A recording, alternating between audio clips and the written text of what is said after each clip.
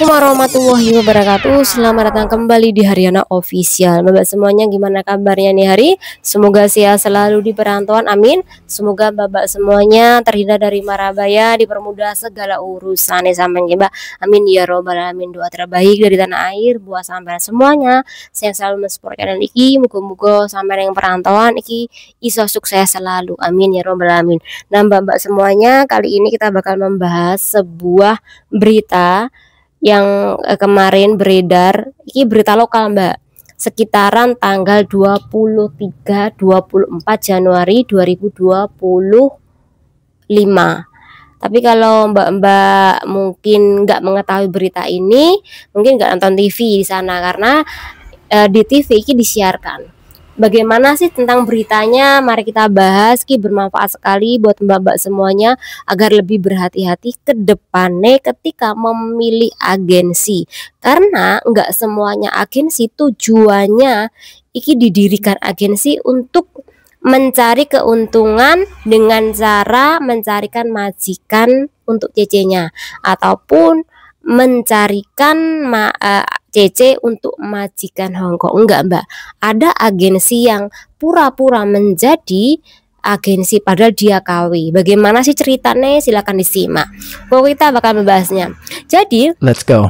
Tanggal 21 sampai dengan 22 Januari 2024 itu terjadi operasi besar-besaran yang dilakukan oleh kepolisian Hongkong sama imigrasi mbak, dan di situ tertangkaplah salah satu PRT asal Indo mbak, yang dimana PRT ini mengaku dia dibayar hanya $300 Hongkong ketika dia iki mencari majikan baru, karena posisi nih mbak iki diinterminate oleh majikan nih mbak, nggak dijelaskan diinterminate karena apa, tapi intinya mbak iki diinterminate oleh majikannya. Kemudian dia iki kenalan neng sosmed PRT asal Indo, yang ternyata PRT ini OS mbak.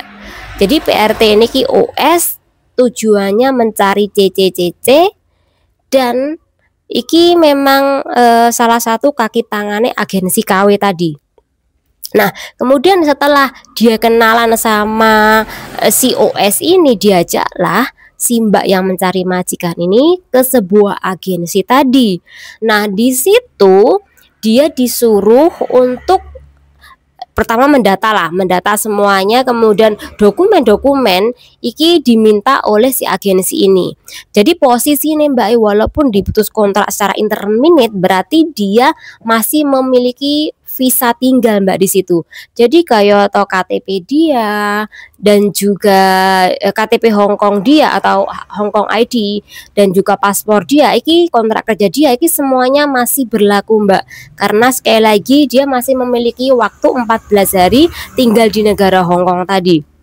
Dan setelah itu si OS ini setelah meminta data-datanya itu, kemudian memasukkan data-datanya itu untuk membuat bank secara virtual atau online.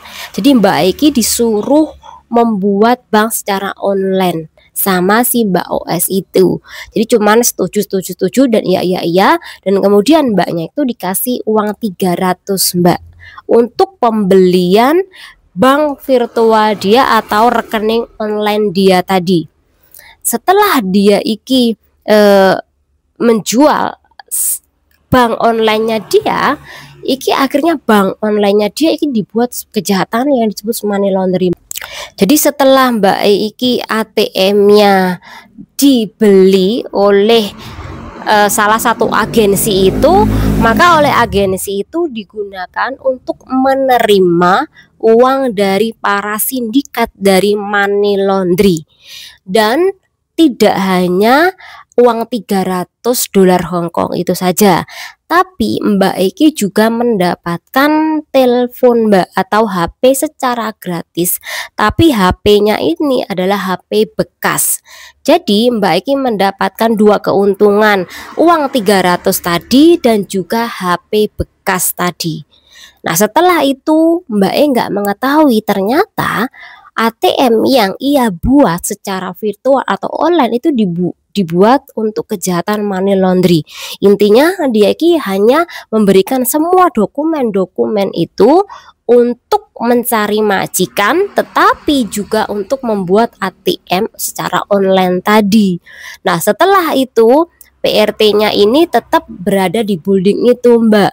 Nah, ketika terjadinya penggerebekan, si PRT ini juga ikut ketangkep, Mbak. Ternyata di samping penangkapan Mbak itu ternyata ada sebanyak 12 PRT asing di negara Hong Kong. Dan itu tidak hanya PRT asal Indo saja, tapi juga PRT asal Filipina. Jadi sekali lagi, iki memang cerdik jaringannya, kerennya Mbak. Iki kejahatannya struktur yang dimana iki salah satu gembongi yang dimana iki memiliki kedudukan penting di dalam sindikat jaringan money laundry ini. Kemudian dia meminta salah satu saudaranya iki untuk membuat agensi, Mbak. Jadi ada 2 agensi iki yang dimana tujuan mereka iki untuk mencari CC, kemudian CC ini disuruh membuat bank atau rekening secara virtual atau online tadi. Dan kemudian saudaranya iki setelah membuat agensi, dia iki merekrut anak OS PRT asal Indonesia yang OS. Kemudian anak OS itu disuruh mencari PRT entah itu PL ataupun PRT Indo iki untuk masuk ke agensi tersebut. Jadi iki kasus yang menurut aku baru terjadi. Jadi buat mbak-mbak semuanya untuk berhati-hati ketika mencari agensi, karena nggak semuanya agensi itu murni dengan sengaja mencarikan majikan untuk sampean-sampean semuanya. Ada di mana mereka dengan sengaja merekrut sampean iki untuk kejahatan, entah itu sampean diajak untuk jualan narkoboy, kemudian juga menjadi sindikat money laundry tadi. Iki struktur Mbak, dan iki mesti korbane yang paling bawah adalah PRT yang dimana iki butuh cari majikan, butuh tempat tidur, butuh tempat tinggal, kemudian butuh uang. Hasilnya seperti ini, cuman dikasih $300 Hong Kong dan juga HP bekas. Kemudian dia mau mengisi semua data-data dia ke dalam rekening atau bank virtual atau online tadi. Dan atas penangkapan tersebut kan sebanyak 12 PRT yang Mbak yang tangkap itu ada sebanyak 17 rekening di dalamnya. Jadi di situ memang rata-rata semuanya itu PRT asal PL maupun Filipina. Dan di situ juga ditemukan jam mahal, kemudian juga ponsel sebanyak 26. Iki semuanya ponselnya adalah ponsel dimana iki bekas tapi dimodifikasi seperti ponsel yang baru. Tujuannya adalah untuk diberikan kepada mbak-mbak atau CC yang mencari majikan di agensi tersebut, selain dapat uang 300 tadi. Dan kemudian ada 5 komputer yang tujuannya iki untuk ngecek data, kemudian memasukkan data-data mbak-mbak semuanya ini sebagai pembuatan rekening secara virtual tadi. Nah, itu semuanya bukti diangkut oleh polisi, dan mbak-mbak yang dapat 300 tadi itu juga ditangkap polisi karena dia dengan sadar menerima uang sebesar 300 tadi, kemudian juga HP bekas. Nah, di situ dia dianggap bekerja sama dengan sindikat dari money laundry tadi. Jadi buat mbak-mbak semuanya berhati-hati ketika Anda iki masuk ke sebuah agensi. Jika sampean mengetahui kalau agensi itu udah neko-neko nggak sesuai dengan tujuan pembuatan agensi, yaitu mencari majikan atau mencari CC, itu berarti agensinya salah, Mbak. Jangan Anda teruskan, apalagi memberikan dokumen-dokumen Anda. Jadi sekali lagi, kalau Anda tidak yakin terhadap agensi tersebut, jangan sekali-kali memberikan dokumen-dokumen Anda, baik itu paspor, Hongkong ID, ataupun kontrak kerja. Karena ketika Anda sudah memasukkan dokumen-dokumen Anda, takutnya Anda bakal dipersulit ketika Anda mau mengambil kembali dokumen-dokumen Anda. Jadi sekali lagi, tinggalkan data-data Anda berupa fotokopian dan sejenisnya, tapi jangan sampai yang asli Anda berikan. Karena ketika Anda nanti mau ganti agensi, Anda bakal kesulitan karena yang asli dokumen Anda dipegang oleh agensi yang pertama tadi. Jadi Anda tidak bisa cabang.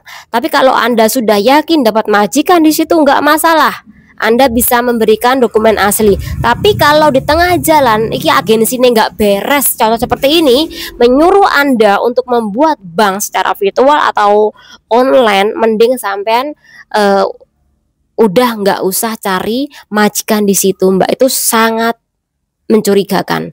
Takutnya dokumen-dokumen Anda tadi dibuat kejahatan, salah satunya untuk kedok money laundry tadi. Ketika Anda sudah membuat, secara otomatis uang itu masuk ke rekening yang Anda buat, padahal Anda sudah tidak menggunakan lagi, Anda tidak membawa lagi, dan mereka itu yang menggunakan. Jadi semoga dengan pembahasan ini bermanfaat. Semoga Mbak semuanya sehat selalu di perantauan, semoga dijauhkan dari mara bahaya. Wassalamualaikum warahmatullahi wabarakatuh.